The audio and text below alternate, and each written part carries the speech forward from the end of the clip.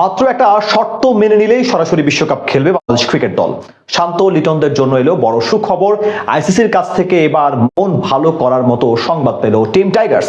সকল শঙ্কার মেঘ দূর হয়ে আসছে বড় সুযোগ। ওয়েস্ট ইন্ডিজকে ছাপিয়ে দক্ষিণ আফ্রিকার টিকিট পেতে যাচ্ছে টিম টাইগার্স। কোন শর্ত মিলে গেলে তবে বিশ্বকাপে সরাসরি কোয়ালিফাই করবে বাংলাদেশ, তাই নিয়ে বিস্তারিত এই রিপোর্টে।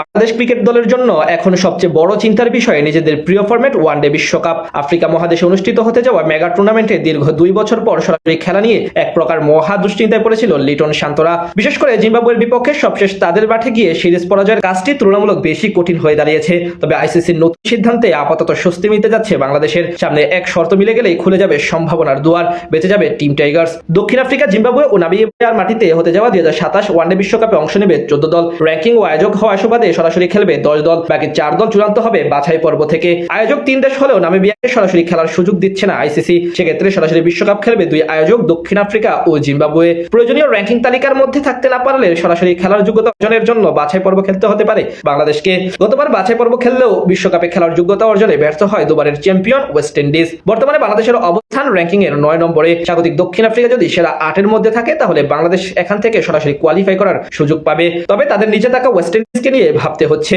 ক্যারিবীয়দের সাথে টাইগারদের পয়েন্ট ব্যবধান এখন মাত্র 6।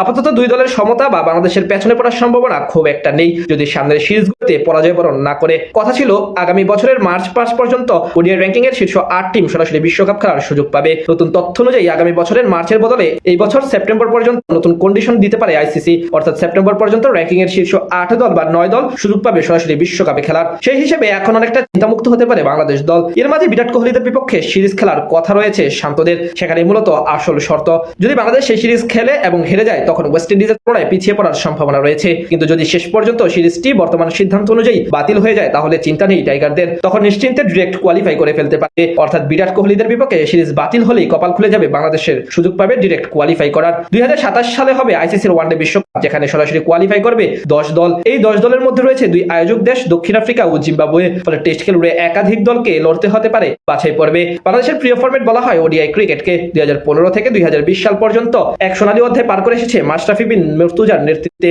এই সময় বিশ্বকাপের কোয়ার্টার ফাইনাল, চ্যাম্পিয়ন্স ট্রফির সেমিফাইনাল খেলারও অভিজ্ঞতা রয়েছে। এছাড়া এই ফরম্যাটে যুবরা বিশ্বকাপ জিতেছে। তবে সাম্প্রতিক পারফরমেন্স ও 5 সিনিয়র ক্রিকেটার বিদায় নেওয়ার পর যে বিপাকে পড়েছিল বাংলাদেশ, মূলত সেই কারণেই বাছাই পর্ব খেলার সম্মুখে দাঁড়িয়েছিল টিম টাইগার্স। কিন্তু আপাতত মেন ইন ব্লুদের বিপক্ষে সিরিজ বাতিল হলেই কপাল খুলে যাবে শান্ত লিটনদের।